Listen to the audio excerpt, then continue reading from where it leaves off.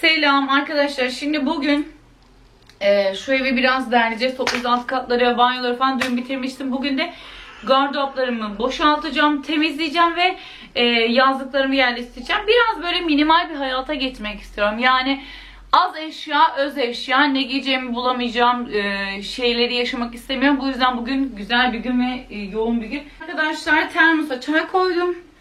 Sürekli git gel uğraşmak istemediğim için şöyle yanımda sıcak çayım da olsun dedim. Hem çayımızı içelim hem de işlerimizi halledelim. Kuzu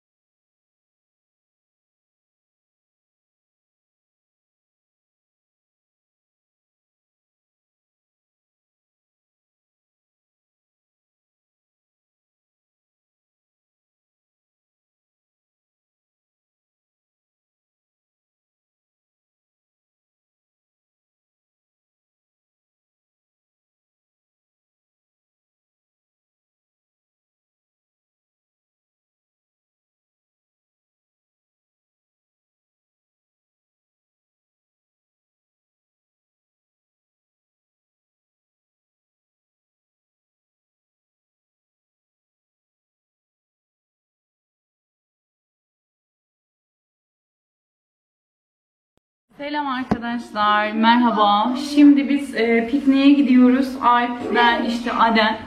Hep birlikte ailecek çok güzel bir pikniğe gidiyoruz. Selam arkadaşlar, herkese merhaba. Şimdi biz pikniğe geldik. Şöyle ailecek piknik yapıyoruz. Güzelce poğaça böreğimizi aldık. Bugün burada güzel bir etkinlik yapacağız. Yani ailecek işte top oynarız. Bütün günümüzü burada geçiririz. Çünkü bugün hava müthiş. Öyle bugün bütün gün buradayız.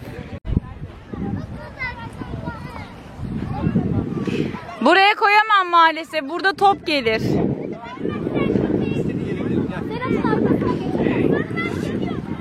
Riski atamam. Yeni aldım kameramı.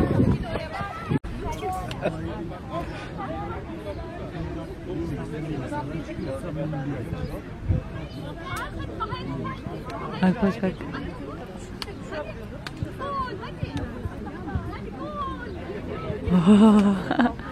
Evet, şimdi eve geldik arkadaşlar.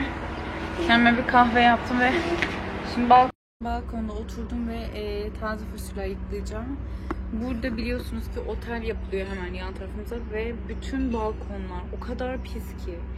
Şu koltuğum Allah'tan temiz, bunu sürekli temizliyorum ama şu camlar o kadar pislendi ki arabalarımız, her şeyimiz leş içerisinde. Artık şu inşaat bitsin diye dua ediyorum. Yani şuradaki keyif yapacağım, rezil gibi bir balkon yani. Çok sinirliyim.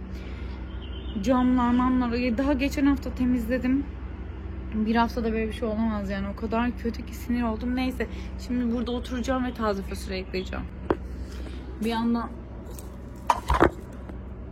yemek yapacağız. Bir yandan kahve içeceğiz. Evet arkadaşlar, yemeğimizi yaptım. Şimdi artık yemek yeme zamanı. Haydi bakalım. Baba da gelsin.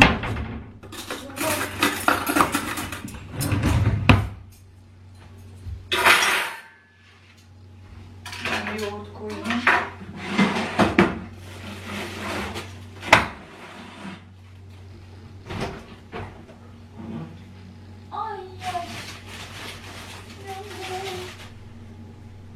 Sen.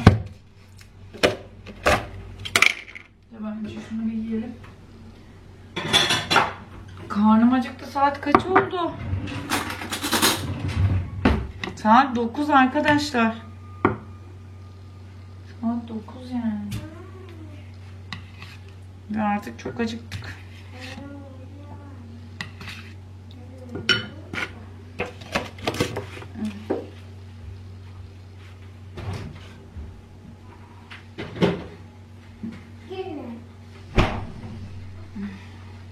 Hadi anneciğim. Getir bakalım şeyi. Bir tane sandalye getir baba. Bu asitliymiş, sen bir bak, içersen koyarım. Çok güzel olmuş o yemek. Bana bak. Hı. Uçuyorum bir yandan. İzle. Boğazı çok kötü ama tadı güzel. Ben dışarıdan Ay, çok kötüymüş ya. Ben sevdim. İç madem. Neden? Gitgide tadı güzelleşiyor. Meyve.